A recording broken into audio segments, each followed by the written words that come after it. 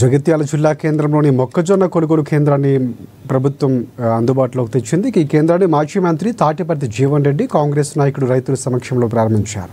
ఈ నేపథ్యంలో రైతుల సమస్యలపై జీవన్ రెడ్డి ఆరా తీశారు. మొక్కజొన్న తేమ శాతాన్ని జీవన్ రెడ్డి తేమ శాతం యంత్రంతో పరిశీలించారు. తేమ శాతం వచ్చిన మొక్కజొన్న తక్షణమే కొనుగోలు చేయాలని సూచించారు. రైతులకు మద్దతు ధర లభించాలంటే కొనుగోలు కేంద్రాలు ఉంటేనే సాధ్యమవుతుందన్నారు జీవన్ రెడ్డి.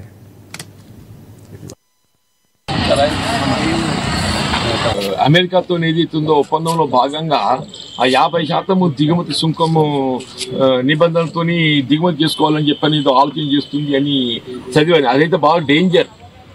నువ్వు దిగుమతి సుంకం అనేది కేంద్ర ప్రభుత్వానికి ఆదాయం సమకూర్తుందని చెప్పని ఆలోచన చేసినట్టయితే నీకు మొక్కజొన్నగా ఒకవేళ బయటికి వచ్చి ఇక్కడ మీద పడ్డట్టయితే మన రేట్ ఏదైతుందో మొత్తం సగం పడిపోతా చెప్పంటున్నాయి.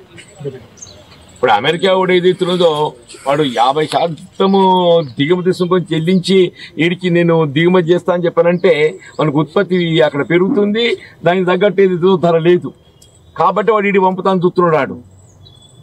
ఏ పరిస్థితుల్లో కూడా విదేశాలకు వెళ్ళి మొక్కజొన్న దిగుమతి అనేది చేయకూడదు. మన రైతుకు రక్షణ ఉండాలని చెప్పారంటే మీరు మన దగ్గర సరిపడు పంట లేకుండా దిగుమతి చేసుకోండి. మన దగ్గర సరిపడు పంట లేకుండా దిగుమతి చేసుకోవాలి. మన సరిపడు పంట కాదు, మనం మంచిగా ఇస్తారు. మొక్కజొన్న మీద రైతుకు మంచి అవగాహన వచ్చింది.